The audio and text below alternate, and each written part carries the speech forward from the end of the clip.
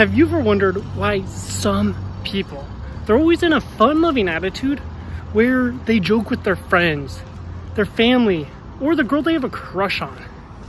While others, they're always plagued with negative thoughts, self-doubt. You know, when they go throughout their day, they're always wrapped up in their own problems, and that destroys their happiness and their self-worth and how they feel about themselves.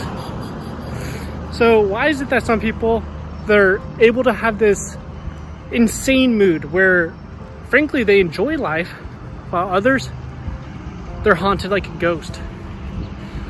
Well, there's actually a few things here, a few different factors. Now, the first one is going to be perspective, right? I mean, think about it. Some people, they just have a better perspective on life. That's why the same thing could happen to two people. Let's say there's two people, they go and get lunch, and they both drop their lunch. Well, person one, they might be upset and like rage at the world and say, oh, of course I dropped this, like this day sucks, you know? While the second person, he could just shrug it off and be like, dude, I'm so clumsy, like this sucks, you know? And the same thing happened to both people, but their perspective on that event and life in general are different. And that's why I often say that happiness, it's a choice.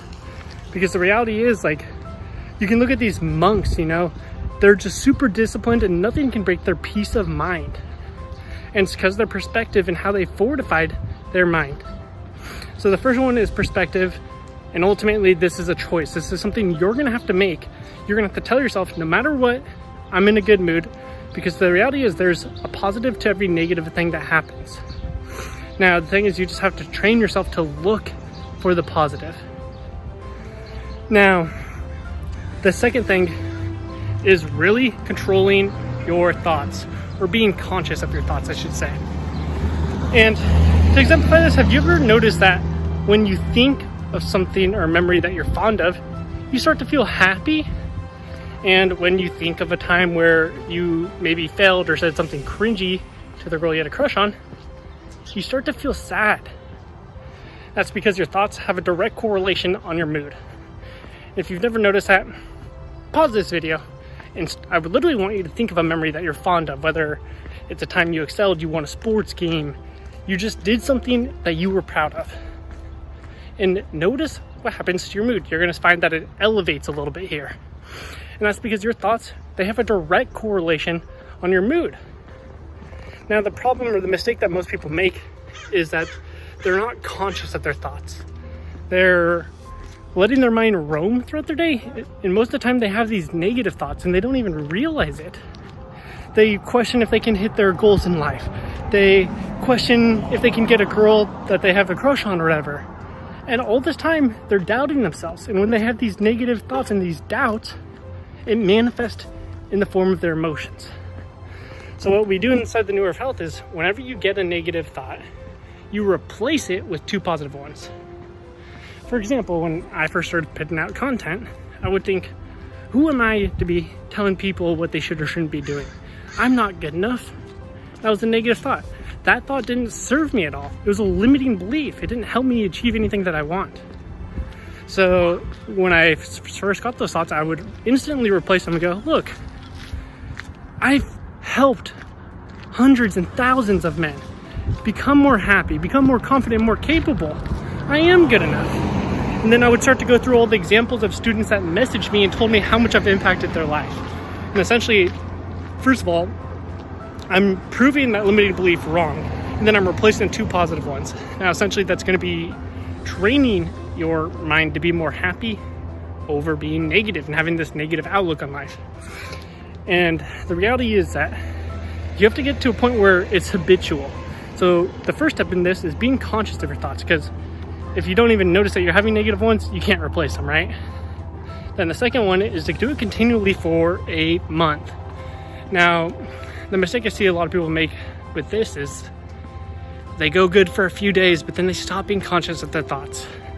And they kind of forget this whole key principle here, this key secret to being happy. So what I recommend that you do is set an alarm every 3 hours. So like I wake up at 6 in the morning, honestly earlier, but I set an alarm for 6, 9, noon, 3, 6, and 9. And whenever my alarm goes off, it just has a note that says, be conscious of your thoughts. And it just reminded me, be conscious of my thoughts. And basically I did this for about a month until the point that replacing the negative thoughts with positive ones became a habit. And once you do that, you're gonna notice that your mood, you're simply gonna find yourself in a fun-loving attitude, a better mood, where you're just happy more. Now, once you do this continually for a month, you're gonna, like I said, find yourself just simply in a better mood. And this is one of the key secrets of acquiring the mind of a conqueror. It's being conscious of your thoughts and replacing them with 2 positive ones. Now, you might be wondering, okay, well, what's acquiring the mind of a conqueror?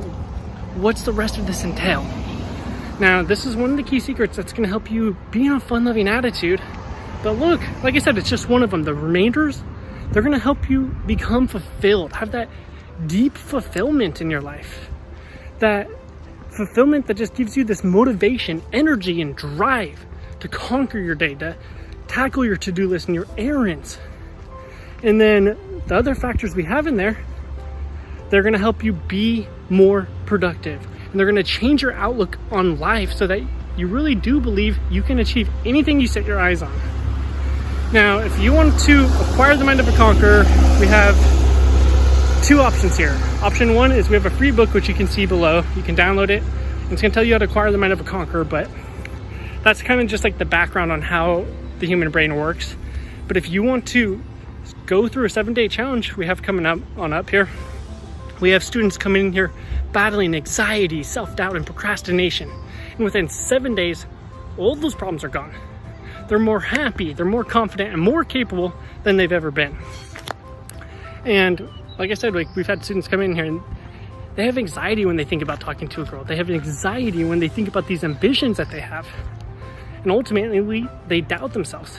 But after coming through this 7-day challenge, they're coming out and they're striking up conversations with strangers.